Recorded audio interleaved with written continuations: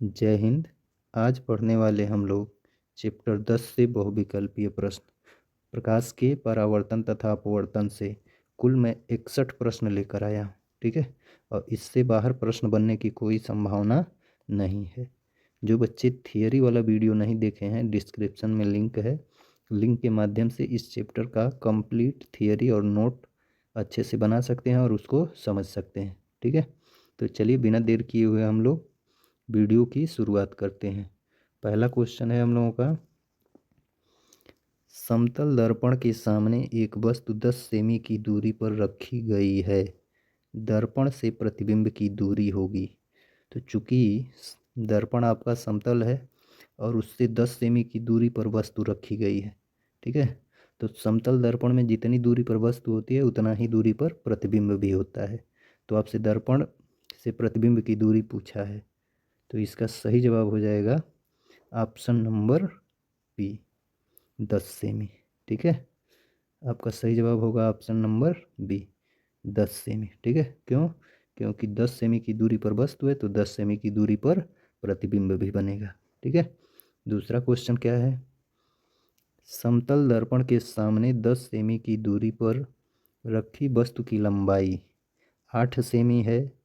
दर्पण द्वारा बने वस्तु के प्रतिबिंब की लंबाई होगी। तो प्रतिबिंब की लंबाई पूछ रहा है। ठीक है, तो आप देखेंगे कि दर्पण समतल दर्पण है और वस्तु की लंबाई 8 सेमी है। तो समतल दर्पण में जितनी लंबी वस्तु होती है उतना ही लंबा प्रतिबिंब बनता है। ठीक है, तो यहाँ पे आपका वस्तु की लंबाई 8 सेमी है। वस्तु की लंबाई कितना है? तो 8 सेमी। तो प्रतिबिंब भी आपका 8 सेमी बनेगा, यानी आपका सही जवाब हो जाएगा ऑप्शन नंबर बी। ठीक है, 8 सेमी। प्रतिबिंब की लंबाई कितना होगा? 8 सेमी।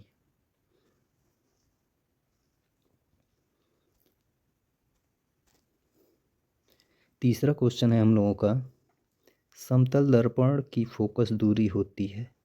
तो समतल दर्पण की फोकस दूरी कितनी होती है? समतल दर्पण की फोकस दूरी अनंत होती है। ठीक है, चौथा क्वेश्चन देखेंगे,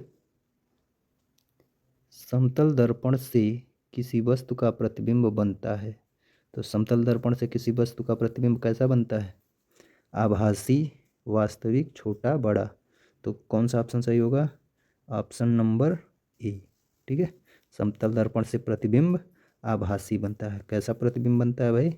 आभासी प्रतिबिंब बनता है। ठीक है, आभासी बनता है, सीधा बनता है और वस्तु के बराबर बनता है। ठीक है, तो चौथा क्वेश्चन का आपका आंसर हो जाएगा ए। पांचवा क्वेश्चन, समतल दर्पण द्वारा निर्मित प्रतिबिंब का आवर्धन होता है। तो देखिए भाई, जितना लंबा वस्तु होता है उतना ही लंबा प्रतिबिंब भी बनता है। तो आवर्धन का फार्मूला होता है m बराबर आई डैश बटे, या फार्मूला होता है आई डैश बटे ओ डैश, यानी प्रतिबिंब की लंबाई बटे वस्तु की लंबाई। तो अगर प्रतिबिंब 2 सेमी है तो बस वस्तु 2 सेमी है तो प्रतिबिंब भी 2 सेमी होगा। कट के कितना आएगा? 1, यानी ये दोनों लंबाई बराबर होता है समतल दर्पण में, तो कट के 1 हो जाएगा, यानी इसका आवर्धन कितना होगा? 1 होगा। तो आपका सही जवाब हो जाएगा ऑप्शन नंबर ए, 1। ठीक है, समतल दर्पण का आवर्धन 1 होता है। छठवां प्रश्न है, वक्रता त्रिज्या r व फोकस दूरी f में संबंध है। f बराबर r नहीं, f बराबर 2r ये भी नहीं होता है, 2f बराबर r ये बिल्कुल सही जवाब है, ऑप्शन नंबर सी। ठीक है, 2f बराबर r कहिए या f बराबर r/2 कहिए। ठीक है, तो क्वेश्चन नंबर 6 का सही जवाब हो जाएगा ऑप्शन नंबर सी। ठीक है, अब हम लोग देखेंगे क्वेश्चन नंबर 7।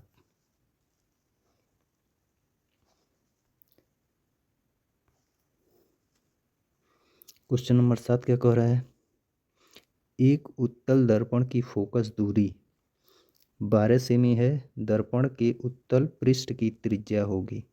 तो देखिए, फोकस दूरी 12 है तो वक्रता त्रिज्या फोकस दूरी का 2 गुना होगा, यानी 12 दूना 24। तो आपका सही जवाब हो जाएगा ऑप्शन नंबर डी, 24 सेमी। ठीक है, 8वां क्वेश्चन, एक गोलीय दर्पण की वक्रता त्रिज्या 40 सेमी है, इसकी फोकस दूरी होगी। तो जब वक्रता त्रिज्या 40 सेमी है तो फोकस दूरी क्या होगा, वक्रता त्रिज्या का आधा, तो 40 का आधा 20 सेमी। कितना हो जाएगा भाई, 20 सेमी। तो ये आपका हो जाएगा ऑप्शन नंबर बी। ठीक है, तो ये दोनों क्वेश्चन देखिए बोर्ड एग्जाम में पूछा हुआ है। ठीक है, अब हम लोग बढ़ेंगे क्वेश्चन नंबर 9। ठीक है, क्या कह रहा है, किसी अवतल दर्पण की वक्रता त्रिज्या 20 सेमी है, इसकी फोकस दूरी होगी।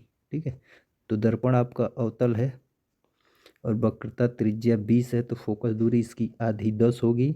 लेकिन चूंकि अवतल दर्पण है तो अवतल दर्पण की फोकस दूरी माइनस में होता है, वक्रता त्रिज्या भी माइनस में होता है। ठीक है, तो -10 सेमी, ऑप्शन नंबर बी बिल्कुल सही जवाब होगा। ठीक है, 10वां क्वेश्चन है, एक उत्तल दर्पण की फोकस दूरी 20 सेमी है तो उसकी वक्रता त्रिज्या होगी।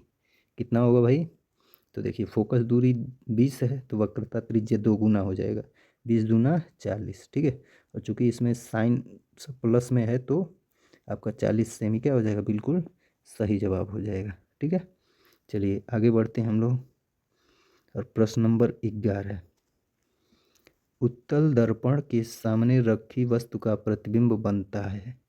यानी अगर उत्तल दर्पण के सामने वस्तु रखी है तो उसका प्रतिबिंब कहाँ बनेगा, वस्तु की स्थिति पर ही नहीं, दर्पण के सामने वस्तु की स्थिति से दुगुनी दूरी पर, ये भी नहीं होगा, दर्पण के सामने, ये भी नहीं होगा, दर्पण के पीछे, ये बिल्कुल सही जवाब है।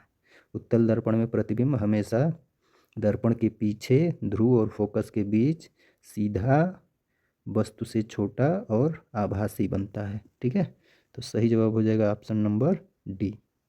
ठीक है, आगे बढ़ते हैं क्वेश्चन नंबर 12। कह रहा है, उत्तल दर्पण से प्रतिबिंब सदैव बनता है। तो उत्तल दर्पण से प्रतिबिंब कैसा बनता है, देखिए सबसे इम्पॉर्टेंट इसमें फिगर वाला ही सवाल ज़्यादा पूछता है। ठीक है, यानी 14 फिगर कुल लेंस और दर्पण को मिलाकर बनेगा, और बहुत ही बेहतरीन उसको थियरी वाले पार्ट में मैं समझा दिया हूँ। ठीक है, अगर 14 फिगर आपको आ रहा है तो प्रतिबिंब वाला क्वेश्चन आपसे कभी नहीं गलत होगा। ठीक है, तो देखिए आप केवल आंसर ढूंढिए।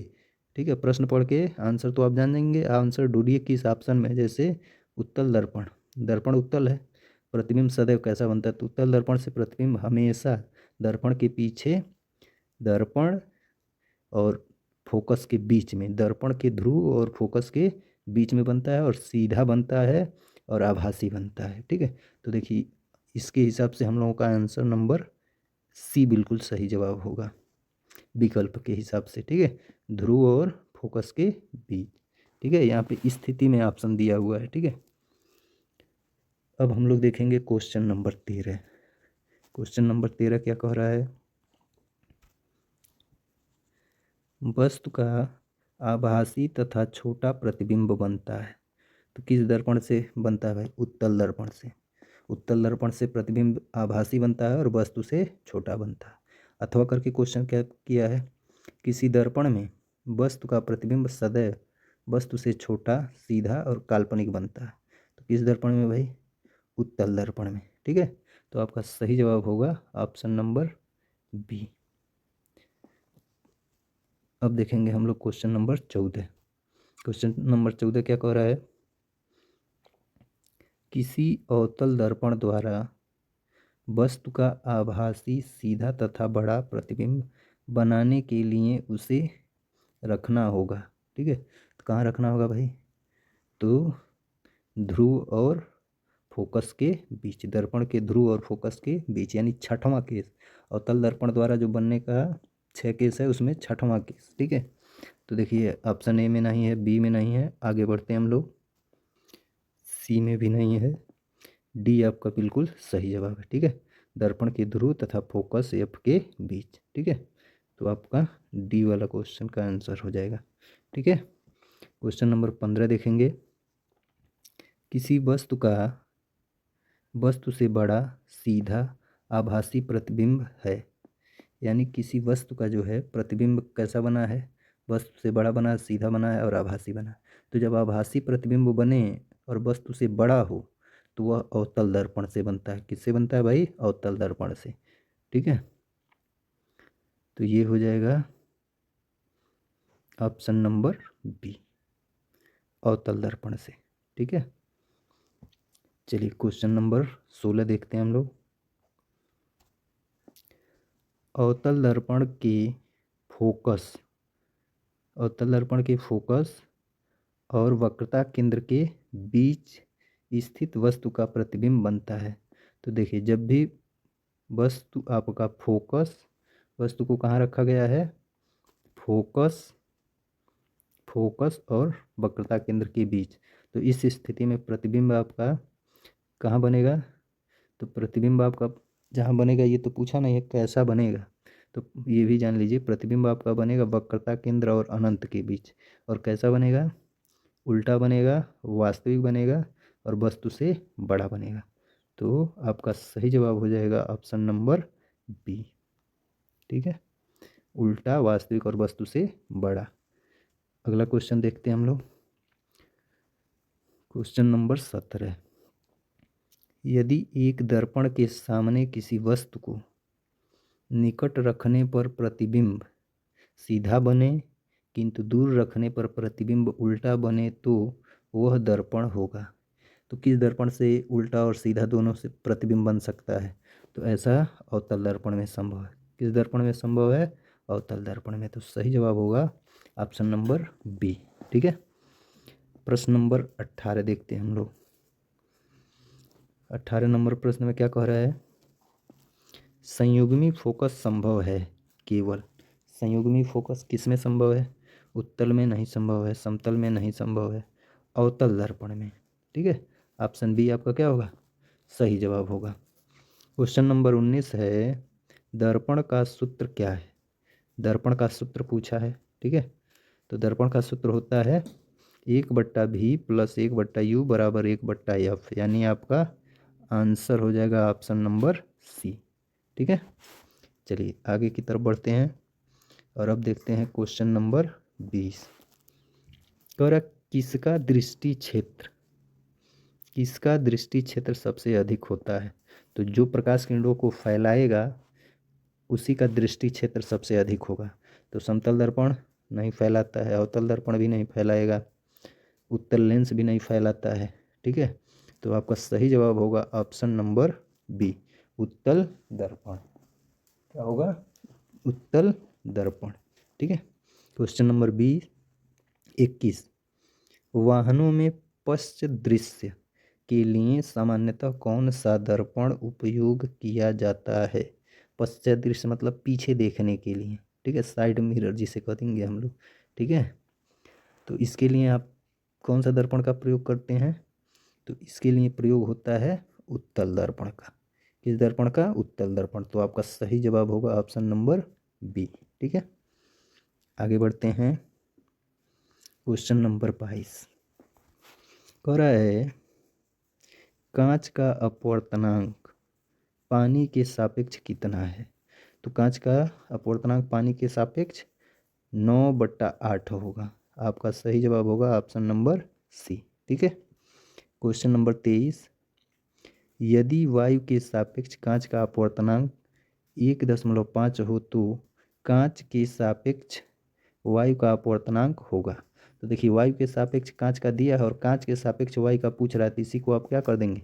इन्वर्स कर देंगे, यानी 1/1.5 कर देंगे। ठीक है, और इसको काटेंगे तो आपका आंसर आएगा 0.666। ठीक है, कितना आएगा? 0.66, यानी 0.7 कह सकते हैं। ठीक है, तो आपका सही जवाब होगा ऑप्शन नंबर डी। क्या हो जाएगा? Option number D. चलिए अगले क्वेश्चन की तरफ बढ़ते हैं। प्रश्न नंबर 24 क्या कह रहा है? वायु में प्रकाश की चाल 3 × 10⁸ मीटर प्रति सेकेंड है। वायु के सापेक्ष कांच का अपवर्तनांक 3/2 है। कांच में प्रकाश की चाल होगी। ठीक है, अथवा करके यही क्वेश्चन बदल के कैसे पूछ सकता है? निर्वात में प्रकाश की चाल 3 × 10⁸ मीटर प्रति सेकेंड है, तो कांच जिसका अपवर्तनांक 1.5 है, में प्रकाश की चाल होगी। ठीक है, तो देखिए अपवर्तनांक वाला फार्मूला आपको बताया गया है कि EN जी बराबर होगा वायु में प्रकाश की चाल यानी VA बटे कांच में प्रकाश की चाल यानी बटे VG। ठीक है, तो इस फार्मूले पे आप रख के लगाएंगे। देखिए इसको इधर गुणक के रूप में आ जाएगा। ठीक है, या ये कहें कि इसको यहाँ भेज देंगे और इसको यहाँ भेज देंगे। ठीक है, तो VG आपका निकल जाएगा। तो मैं डायरेक्ट रख के काट दे रहा हूँ। तो आपका VG बराबर हो जाएगा यानी कांच में प्रकाश की चाल बराबर वायु में प्रकाश की चाल। तो वायु में प्रकाश की चाल 3×10⁸ अब बटे अपवर्तनांक। ठीक है, 1.5 रखिए या फिर 3/2 रखिए। ठीक है, तो ये आपका 1.5 का मतलब 1.5 है, तो 1.5 कम 1.5, 1.5 दूना 3। ठीक है, तो कितना आएगा 2×10⁸ मीटर पर सेकेंड। ठीक है, तो 2×10⁸ इस ऑप्शन में नहीं है, इसमें भी नहीं है, तो सी नंबर आपका बिल्कुल सही हो जवाब होगा। ठीक है, 2×10⁸ मीटर प्रति सेकेंड। चलिए 25 नंबर प्रश्न देखेंगे। निर्वात में प्रकाश की चाल होती है, तो निर्वात में प्रकाश की चाल होती है 3×10⁸ मीटर प्रति सेकेंड। ठीक है, बी ऑप्शन सही हो जाएगा। Question number 26। एक पारदर्शी पदार्थ जिसका अपवर्तनांक 1 है निर्वात में रखा है। निर्वात से होकर उस माध्यम में प्रवेश करने वाली एक प्रकाश की किरण सतह पर विचलित होकर अभिलंब से, तो देखिए निर्वात और एक निर्वात का अपवर्तनांक आपका 0 होगा। ठीक है, और माध्यम का अपवर्तनांक 1 है। इसका मतलब कम अपवर्तनांक वाले से अधिक अपवर्तनांक में प्रकाश आ रही है, यानी विरल से सघन में आ रही है, तो जो विचलित किरण होगी या अपवर्तित किरण होगी वो अभिलंब की ओर झुक जाएगी, यानी अभिलंब के समीप आएगी। तो आपका सही जवाब होगा ऑप्शन नंबर बी, समीप आ जाएगी। ठीक है, चलिए आगे की तरफ बढ़ते हैं। क्वेश्चन नंबर 27 कह रहा है, क्वेश्चन नंबर 27, वायु में प्रकाश की चाल 3×10⁸ मीटर प्रति सेकेंड है। जल जिसका अपवर्तनांक 4/3 है में प्रकाश की चाल होगी। ठीक है, तो जो पीछे हम लोग सवाल लगाए थे अपवर्तनांक वाला उसी पर लगेगा। ठीक है, तो आपका जल में प्रकाश की चाल, तो देखिए जल में प्रकाश की चाल यानी VW बराबर निकालेंगे, तो वायु में प्रकाश की चाल बट्टे जल का अपवर्तनांक। ठीक है, तो ये हो जाएगा 3×10⁸ और बट्टे अपवर्तनांक कितना है, तो 4/3। ठीक है, ये बट्टे वाला 3 ऊपर आके इसके साथ गुणा हो जाएगा, यानी आपका बनेगा 9×10⁸, यानी ये हो जाएगा आपका 9×10⁸ 4 से इसको काटेंगे तो कितना आएगा, आ जाएगा आपका 2.25×10⁸ मीटर पर सेकेंड। तो आपका सही जवाब हो जाएगा ऑप्शन नंबर ए। ठीक है, चलिए क्वेश्चन नंबर 28 क्या कह रहा है भाई, कह रहा कांच की स्लैब से गुजरती प्रकाश की किरण का कौन सा पथ ठीक है। तो चूंकि कांच के स्लैब से प्रकाश जा रही है, ठीक है, तो ये नहीं हो सकता, क्योंकि देखिए ये अभिलंब है और प्रकाश जब ऐसे तिरछा गिरेगा वाई से कांच में जाएगा तो थोड़ा सा तो अभिलंब की ओर झुकेगा ना। जैसे देखिए दूसरे फिगर में अगर ये अभिलंब है तो देखिए थोड़ा सा झुक रहा है, और जब कांच से पुनः वाई में जा रहा है तो दूर हट जा रहा है। क्या हो रहा है, दूर हट रहा है। ठीक है, तो ये आपका बिल्कुल सही जवाब है ऑप्शन नंबर बी। ठीक है, चलिए अगले क्वेश्चन की तरफ बढ़ते हैं। क्वेश्चन नंबर 29 कह रहा आपको जल, सरसों का तेल, ग्लिसरीन और केरोसिन दिया गया। इन सब से एक समान कोण पर प्रकाश की किरण आपतित की गई। इस माध्यम से किरण अधिकतम झुकेगी, यानी किस माध्यम में प्रकाश जाएगा तो सबसे अधिक झुकेगा। तो किस में झुकेगा, जो माध्यम सबसे सघन होगा यानी ग्लिसरीन। ठीक है, सही जवाब होगा ऑप्शन नंबर डी। ठीक है, अगले क्वेश्चन की तरफ बढ़े। क्वेश्चन नंबर 30 कह रहा है कि टार्च, सर्च लाइट और वाहनों के अग्रदीपों में बल्ब लगाए जाते हैं। यानी जो गाड़ी का हेडलाइट होता है उसमें बल्ब कहाँ पे लगाया जाता है? परावर्तक के ध्रुव और फोकस के बीच, परावर्तक के फोकस के बहुत निकट,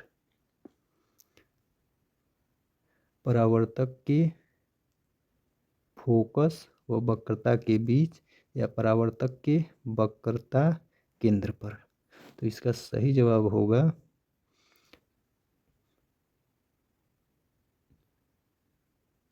ऑप्शन नंबर ए। ठीक है, ऑप्शन नंबर बी, फोकस के बहुत निकट। ठीक है, कहाँ पे लगाया जाता है? तो फोकस के बहुत निकट। ठीक है, क्वेश्चन नंबर 31 देखेंगे। लेंसों का सूत्र क्या है? तो लेंस का सूत्र क्या होता है? 1/v-1/u बराबर 1/f। पहला ऑप्शन ही बिल्कुल क्या है? सही है। ठीक है, दर्पण में यहाँ पे प्लस होता है और लेंस में माइनस। ठीक है, 32 नंबर क्या कह रहा है? लेंस की क्षमता ज्ञात करने का सूत्र है। ठीक है, तो लेंस की क्षमता P बराबर होता है 1/f। ठीक है, जबकि फोकस दूरी किस में होना चाहिए? मीटर में। तो आपका डी ऑप्शन हो जाएगा 32 का। चलिए आगे बढ़ते हैं। 33 नंबर प्रश्न, किसी लेंस के आवर्धन का सूत्र है। तो लेंस के आवर्धन का सूत्र होता है m बराबर v/u। ठीक है, तो v/u ऑप्शन नंबर ए बिल्कुल सही है। ठीक है, अगला प्रश्न, कौन से लेंस की क्षमता ऋणात्मक होती है? तो किस लेंस की क्षमता ऋणात्मक होगी? जिसकी फोकस दूरी ऋणात्मक होगी, और फोकस दूरी ऋणात्मक होती है अवतल लेंस की। ऑप्शन बी आपका बिल्कुल सही जवाब होगा। ठीक है, क्वेश्चन नंबर 35। क्वेश्चन नंबर 35 क्या कह रहा है? यदि कोई वस्तु एक उत्तल लेंस के सामने 2f दूरी पर रखी हो तो लेंस से उसके प्रतिबिंब की दूरी होगी। तो देखिए भाई, जब भी लेंस में, उत्तल लेंस में 2f दूरी पर वस्तु रखा जाएगा तो लेंस की दूसरी ओर 2f दूरी पर ही प्रतिबिंब बनता है। ठीक है, तो इसका सही जवाब होगा ऑप्शन नंबर बी, 2f दूरी पर बनेगा। ठीक है, क्वेश्चन नंबर 36 देखेंगे।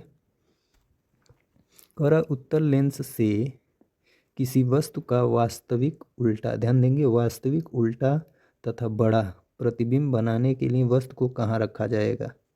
तो छठवां केस है उत्तल लेंस का, यानी लेंस को प्रकाशिक केंद्र सी और फोकस एफ के बीच रखा जाएगा। ठीक है, प्रकाशिक केंद्र सी, देखिए लेंस के फोकस पर नहीं, लेंस से 2f दूरी पर नहीं, f दूरी व 2f दूरी के बीच।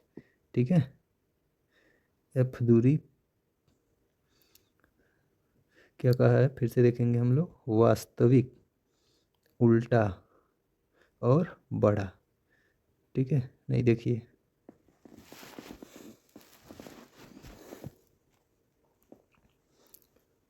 प्रश्न नंबर 36, उत्तल लेंस से किसी वस्तु का वास्तविक उल्टा और बड़ा। ठीक है, कैसा प्रतिबिंब है भाई? वास्तविक है और उल्टा है और बड़ा है। ठीक है, प्रतिबिंब बनाने के लिए वस्तु को रखना होगा, यानी कहाँ पे वस्तु रखें हम लोग? लेंस के फोकस पर नहीं, फोकस पे रखेंगे तो अनंत पे बनेगा। लेंस से 2f दूरी पर, 2f दूरी पर रखेंगे तो वस्तु के बराबर बनेगा, 2f दूरी पर बनेगा। f दूरी और 2f दूरी के बीच। ठीक है, ये बिल्कुल सही जवाब है। ठीक है, लेंस से f तथा 2f के बीच। ठीक है, और जब 2f से अनंतता के बीच रखते हैं तो प्रतिबिंब आपका f और 2f के बीच बनता है। ठीक है, तो आपका सी ऑप्शन बिल्कुल सही जवाब है। ठीक है, क्वेश्चन नंबर 37, निम्न में से किसके सामने रखी वस्तु का प्रतिबिंब सदैव सीधा, आभासी और छोटा बनता है? तो देखिए, सदैव, सदैव सीधा, आभासी और छोटा बनता है। उत्तल लेंस, अवतल लेंस, अवतल दर्पण, समतल दर्पण। तो देखिए अवतल लेंस में होगा, कौन सा होगा, अवतल लेंस होता है और उत्तल दर्पण। तो उत्तल दर्पण तो कहीं है नहीं ऑप्शन में, क्यों, अगर उत्तल दर्पण होता तो वो भी सही होता, लेकिन अवतल लेंस है। ठीक है, तो ये आपका बिल्कुल सही जवाब होगा। क्वेश्चन नंबर 38, किसी वस्तु का अवतल लेंस द्वारा बना प्रतिबिंब सदैव होता है। तो अवतल लेंस से जो प्रतिबिंब बनता है वो सदैव आभासी बनता है, सीधा बनता है और छोटा बनता है। तो आपका ऑप्शन नंबर बी बिल्कुल सही जवाब होगा। ठीक है, अब हम लोग देखेंगे क्वेश्चन नंबर 39, कर निम्न में से कौन लेंस बनाने में प्रयुक्त किया जा सकता है, जल, कांच, प्लास्टिक, ये सभी। तो आपका सही जवाब होगा ऑप्शन नंबर डी, ये सभी यानी तीनों का लेंस बनाने में प्रयोग किया जा सकता है। ठीक है, सामान्यतः लेंस कांच का होता है, लेकिन प्लास्टिक और जल का भी बनाया जा सकता है। क्वेश्चन नंबर 40 देखेंगे, एक उत्तल लेंस की फोकस दूरी 20 सेमी है, इसकी क्षमता। तो देखिए भाई, फोकस दूरी 20 सेमी है, आपसे क्षमता पूछा है। ठीक है, तो क्षमता का सूत्र होता है P बराबर 1/F, लेकिन F होना चाहिए किस में, मीटर में। ठीक है, और नहीं तो 100/F, और अब होना चाहिए फोकस दूरी सेमी में। अगर 100 लिखेंगे तो फोकस दूरी सेमी में, 1 लिखेंगे तो फोकस दूरी मीटर में होना चाहिए। तो चूंकि यहाँ पे 20 सेमी दिया है तो मैं सेमी वाला फार्मूला लगा दूंगा, 100/20। ठीक है, तो 100/20 कर दीजिए, 100/20 करेंगे तो 100/20, 20×5 = 100, यानी 5 डायोप्टर। कितना आएगा भाई, 5 डायोप्टर। ठीक है, तो आपका सही जवाब हो जाएगा ऑप्शन नंबर डी, 5 डायोप्टर। ठीक है, अगला क्वेश्चन देखेंगे हम लोग। देखिए लेंस से ये क्वेश्चन ज़्यादातर पूछता है, हर सेट में जितने भी सेट बनते हैं सब में एक एक सवाल लगभग पूछता है। क्वेश्चन नंबर 41 देखेंगे, 50 सेमी फोकस दूरी वाले उत्तल लेंस की क्षमता होगी। तो देखिए उत्तल लेंस की फोकस दूरी प्लस में होती है। ठीक है, तो क्षमता भी प्लस में आएगा। ठीक है, तो क्षमता P बराबर कितना आएगा भाई, 100/50 कर दीजिए, 50 से काटेंगे 2 बार में कटेगा। ठीक है, तो +2 डायोप्टर, +2 डायोप्टर, यानी ऑप्शन नंबर बी बिल्कुल सही जवाब होगा। क्वेश्चन नंबर 42 क्या कह रहा है कि -5 डायोप्टर, माइनस में है तो फोकस दूरी भी माइनस में आएगी। ठीक है, लेंस की फोकस दूरी होगी। ठीक है, तो देखिए मीटर में दिया है तो आप 1/, फोकस दूरी निकालने के लिए भी क्या हो जाएगा, फोकस दूरी F बराबर, फोकस दूरी F बराबर 1/P। ठीक है, तो 1/5 करिएगा तो कितना आएगा, 1/5 का मतलब 0.2। ठीक है, और ये माइनस में होगा, 0.2 माइनस में, किस में होगा भाई, माइनस में। क्यों, क्योंकि क्षमता माइनस में है। ठीक है, तो आपका सी ऑप्शन बिल्कुल सही हो जाएगा। आगे बढ़ते हैं, क्वेश्चन नंबर 43, -10 डायोप्टर क्षमता वाले लेंस की फोकस दूरी। तो 100/10 कर दीजिए भाई, कितना आएगा, 10 आएगा, लेकिन किस में आएगा, माइनस में। ठीक है, और सेमी, सेमी में आएगा। ठीक है, क्योंकि 100 किए हैं ना, 1 करते तो मीटर में आता। तो -10 सेमी, यानी आपका ऑप्शन सी बिल्कुल सही जवाब होगा। ऑप्शन सी क्या होगा, बिल्कुल सही जवाब। क्वेश्चन नंबर 44, क्वेश्चन नंबर 44 क्या कह रहा है भाई, एक उत्तल लेंस की क्षमता 5 डायोप्टर है, इसकी फोकस दूरी।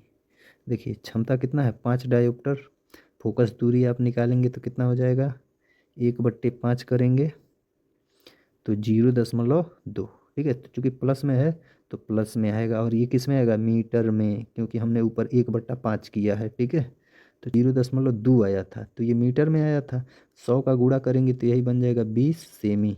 ठीक है, तो आपका ऑप्शन सही हो जाएगा, ऑप्शन नंबर ए, 20 सेमी। ठीक है, अब देखेंगे हम लोग क्वेश्चन नंबर 45, एक लेंस की क्षमता +1 डायोप्टर है, इसकी फोकस दूरी होगी। तो फोकस दूरी F बराबर 1/P, P का मान 1 दिया है तो 1/1 मतलब 1। ठीक है, और 1 ये मीटर में आएगा, किस में आएगा, मीटर में, और यही आपका सेमी में बदलेंगे तो 1 मीटर बराबर 100 सेमी, यानी आपका सही जवाब होगा ऑप्शन नंबर बी, सेमी। ठीक है, क्वेश्चन नंबर 46 देखेंगे। अनंत एवं उत्तल दर्पण के ध्रुव के बीच रखी वस्तु का प्रतिबिंब कहाँ और किस प्रकृति का होगा। देखिए भाई, प्रतिबिंब वस्तु को कहाँ रखना है, तो अनंत और उत्तल दर्पण के ध्रुव। तो उत्तल दर्पण के सामने वस्तु को कहीं पर रखिए, उसका प्रतिबिंब हमेशा ध्रुव पी और फोकस के बीच कहाँ बनता है, ध्रुव पी यानी दर्पण के पीछे, ध्रुव पी और फोकस के बीच। ठीक है, कैसा बनता है, आभासी बनता है और सीधा बनता है। ठीक है, तो ये ऑप्शन आपका ए नंबर बिल्कुल सही है। ठीक है, देखिए दर्पण के पीछे, ध्रुव पी और फोकस के बीच आभासी बनता है और सीधा बनता है। ठीक है, अब वस्तु से छोटा भी बनता है। ठीक है, चलिए आगे बढ़ते हैं हम लोग। क्वेश्चन नंबर 47 और 48 देखेंगे। कर किसी दर्पण से आप चाहे कितनी भी दूर खड़े हैं, आपका प्रतिबिंब सदैव सीधा प्रतीत होता है तो दर्पण है। देखिए भाई, कितना हो दूर खड़े हैं, प्रतिबिंब आपका कैसा प्रतीत हो रहा है, सीधा। तो सीधा प्रतिबिंब बनता है समतल दर्पण और उत्तल दर्पण में, समतल दर्पण और उत्तल दर्पण। तो दर्पण या तो आपका समतल होगा या फिर उत्तल होगा, यानी ऑप्शन नंबर डी आपका बिल्कुल सही जवाब होगा। ठीक है, 48 नंबर क्वेश्चन देखेंगे। एक लेंस से, किससे, तो लेंस से 0.2 मीटर दूर रखी वस्तु के आभासी प्रतिबिंब का आवर्धन 0.5 है, यह लेंस होगा। तो देखिए प्रतिबिंब कैसा बन रहा है, आभासी, और 0.5 आवर्धन, आवर्धन 1 से कम है, तो इसका मतलब प्रतिबिंब छोटा है वस्तु से। प्रतिबिंब क्या होगा, छोटा होता है, यानी प्रतिबिंब छोटा है और आभासी है, तो इसका मतलब आपका लेंस जो है वह होगा अवतल लेंस। कौन सा लेंस होगा भाई, अवतल लेंस। ठीक है, तो ये उत्तल लेंस वाला तो आपका सही नहीं हो सकता। ठीक है, और देखिए फोकस दूरी जब आप निकालेंगे तो फोकस दूरी आपका 0.2 मीटर आएगा। ठीक है, तो इसका सही जवाब हो जाएगा ऑप्शन नंबर बी। ठीक है, option number B, 0.2 metre focus दूरी का अवतल लेंस। ठीक है, चलिए आगे बढ़ते हैं और देखेंगे हम लोग क्वेश्चन नंबर 49 और 50। कर दो माध्यमों के सीमा पृष्ठ पर एक प्रकाश किरण लंबवत आपतित होती है तो आप अपवर्तन कोण होगा। ठीक है, तो देखिए ये कोई आपका अपवर्तक पृष्ठ है। ठीक है, तो अगर कोई प्रकाश किरण इस पर लंबवत आपतित होगी तो इसका मतलब आपतन कोण आई का मान 0 होगा। आपतन कोण आई का मान क्या होगा, 0, और जब आई 0 होगा तो अपवर्तन कोण आर भी 0 होगा। ठीक है, तो इसका सही जवाब होगा 0 अंश, यानी option number A, option number A 0 अंश होगा। ठीक है, 50 नंबर। कर कांच का अपवर्तनांक अधिकतम होता है, यानी किस रंग के प्रकाश के लिए कांच का अपवर्तनांक सबसे अधिक होता है, तो बैगनी रंग के प्रकाश के लिए। किस रंग के प्रकाश के लिए, बैगनी रंग के प्रकाश के लिए। ठीक है, ऑप्शन सी आपका बिल्कुल सही जवाब होगा। चलिए आगे बढ़ते हैं और देखेंगे क्वेश्चन नंबर 51 और 52। ठीक है, प्रकाश का वेग निम्न में से किस माध्यम में अधिकतम होगा। तो सबसे ज़्यादा प्रकाश की चाल किस में होती है, सबसे ज़्यादा चाल होगा निर्वात में। ठीक है, किसमें होगा भाई, निर्वात में। ठीक है, क्वेश्चन नंबर 52। किसी दर्पण के सामने किसी वस्तु को रखने पर उसका प्रतिबिंब वास्तविक उल्टा तथा आकार में कुछ छोटा बनता है। कैसा बनता है भाई, छोटा बनता है। ठीक है, किसी दर्पण के सामने किसी वस्तु को रखने पर उसका प्रतिबिंब वास्तविक उल्टा और आकार में छोटा बनता है। ठीक है, तो आपसे ये पूछ रहा है कि कौन सा दर्पण होगा, उत्तल दर्पण होगा, तो उत्तल दर्पण में नहीं बनेगा। समतल दर्पण होगा, नहीं। कौन सा होगा, तो आपका सही जवाब होगा ऑप्शन नंबर बी, अवतल दर्पण। ठीक है, अवतल दर्पण में ही आपका प्रतिबिंब वास्तविक बनता है। ठीक है, तो आपका सही जवाब हो गया ऑप्शन नंबर बी। ठीक। अब क्वेश्चन नंबर 53 और 54 कर एक लेंस के सामने रखी किसी वस्तु का प्रतिबिंब उसी लेंस से वस्तु की अपेक्षा 3 गुनी दूरी पर बनता है तो प्रतिबिंब का आवर्धन है। तो देखिए भाई, आवर्धन यम बराबर होता है, लेंस है तो लेंस में आवर्धन यम बराबर भी बट्टे यू। ठीक है, तो यहाँ पे कह रहा अगर मान लीजिए आपका वस्तु की दूरी है एक्स, तो यहाँ पे कहा है ना वस्तु की अपेक्षा, यानी जितना पे वस्तु है उसके तुलना में ये 3 गुनी दूरी पर, यानी भी का मान तब 3x होगा और x से x कटेगा तो क्या बचेगा 3, यानी आपका आंसर होगा 3। ठीक है, चलिए 54 नंबर क्वेश्चन देखेंगे। कह रहा एक अवतल लेंस की फोकस दूरी 5 मीटर है तो इसकी क्षमता क्या होगी। देखिए मीटर में दिया है, मीटर और सेमी का खेल होगा भाई। अगर आप मीटर को सेमी समझ लेंगे या थोड़ा सा भी मिस्टेक करेंगे मात्रक में सवाल गड़बड़ हो जाएगा। ठीक है, तो क्षमता P बराबर 1/5 रखेंगे। ठीक है, अब यहाँ पे 100/5 मत कर देना भाई, नहीं तो काम हो जाएगा गड़बड़। तो ये 1/5 और 1 5 से कटेगा नहीं, दशमलव लगा के 0 बढ़ा लेंगे, दशमलव लगा के 0 बढ़ा लिए, 5 दूना 10, यानी 0.2 डायोप्टर। ठीक है, और ये किस में होगा माइनस में, क्योंकि लेंस आपका कौन सा है भाई, तो लेंस आपका अवतल लेंस है। तो सही जवाब होगा आपका ऑप्शन नंबर बी -0.2 डायोप्टर। ठीक है, आगे बढ़ते हैं। क्वेश्चन नंबर 55 कह रहा किसी गोलीय दर्पण तथा किसी पतले गोलीय लेंस दोनों की फोकस दूरियां -15 सेमी है, दर्पण और लेंस संभवतः हैं। तो देखिए माइनस में फोकस दूरी है तो किसका फोकस दूरी माइनस में होता है, एक होता है अवतल लेंस का और दूसरा अवतल दर्पण, यानी दोनों अवतल होंगे। तो आपका सही जवाब होगा ऑप्शन नंबर ए। ठीक है, क्वेश्चन नंबर 56 क्या कह रहा है भाई, कह रहा किसी 10 सेमी फोकस दूरी वाले अवतल दर्पण के सामने 20 सेमी की दूरी पर एक वस्तु रखी है तो उसका प्रतिबिंब कहाँ पर बनेगा। तो देखो 10 सेमी फोकस दूरी 20 सेमी दूरी पर रखा गया है वस्तु, यानी दुगुना दूरी, फोकस दूरी का दुगुना मतलब वक्रता केंद्र पर रखा है तो वक्रता केंद्र पर ही प्रतिबिंब भी बनेगा। लेकिन यहाँ पे दर्पण कौन सा है, अवतल दर्पण। ठीक है, तो ठीक है अवतल दर्पण है तो 20 सेमी की दूरी पर यानी वक्रता केंद्र पर बनेगा। ठीक है, दर्पण के पीछे दर्पण तथा फोकस के बीच फोकस पर बनेगा या दर्पण के वक्रता केंद्र पर बनेगा। तो सही जवाब होगा ऑप्शन नंबर डी, दर्पण के वक्रता केंद्र पर। ठीक है, चलिए आगे बढ़ते हैं और अब देखते हैं हम लोग क्वेश्चन नंबर 57। कर वक्रता त्रिज्या का मात्रक है। बताइए भाई, बहुत ही आसान क्वेश्चन। वक्रता त्रिज्या का मात्रक क्या होगा, मीटर होगा, मिलीमीटर होगा, सेंटीमीटर होगा, ये सभी होगा। तो ये सभी होगा। ठीक है, सब दूरी का मात्रक है तो सब के सब मात्रक होंगे वक्रता त्रिज्या का। तो ऑप्शन डी। 58 नंबर क्या कह रहा है कि निम्न में दिए गए माध्यमों में प्रकाश की चाल न्यूनतम होगी। तो जो माध्यम भाई सबसे सघन होगा उसी में चाल सबसे कम होगा। तो सबसे सघन माध्यम है आपका ऑप्शन नंबर ए, हीरा। हीरा में सबसे कम चाल होगा। ठीक है, आगे बढ़ते हैं। Question number 59।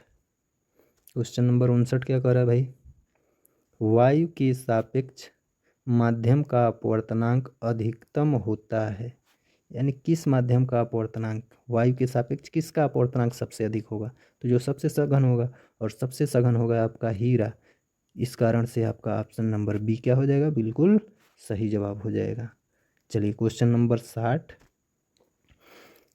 किसी वस्तु का आभासी सीधा और बड़ा प्रतिबिंब प्राप्त करने के लिए वस्तु को उत्तल लेंस के सामने रखते हैं।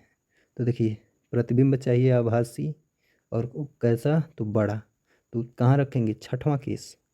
ठीक है, यानी लेंस के प्रकाशिक केंद्र सी और फोकस, प्रथम फोकस एफ के बीच। ठीक है। तो देखिए लेंस के फोकस पर 9, अनंत पर नहीं, तो ऑप्शन डी बिल्कुल सही है आपका। लेंस के प्रकाशीय केंद्र तथा प्रथम फोकस के बीच। ठीक है, चलिए आगे बढ़ते हैं। और ये लास्ट क्वेश्चन है हम लोगों का। क्या कह रहा है भाई, 20 सेमी फोकस दूरी वाले उत्तल दर्पण के सामने 20 सेमी की दूरी पर स्थित वस्तु का प्रतिबिंब बनता है। तो देखो भाई 20 सेमी फोकस दूरी या 20 सेमी दूरी पे वस्तु यानी फोकस पर ही रखा गया, तो प्रतिबिंब कहाँ बनेगा, तो प्रतिबिंब बनेगा उत्तल। कौन सा दर्पण है भाई, उत्तल दर्पण। ठीक है, तो ध्यान दीजिएगा, इस सवाल को हम लोगों को क्या करना पड़ेगा, लगाना पड़ेगा। ठीक है, तो देखो दर्पण वाले सूत्र में जब रख के आप लगाएंगे 1/f बराबर 1/v और प्लस 1/u। ठीक है, तो इसको लगाएंगे तो आप भी का मान 10 सेमी आएगा। कितना आएगा भाई, 10 सेमीमीटर। ठीक है, तो आपका सही जवाब होगा ऑप्शन नंबर ए।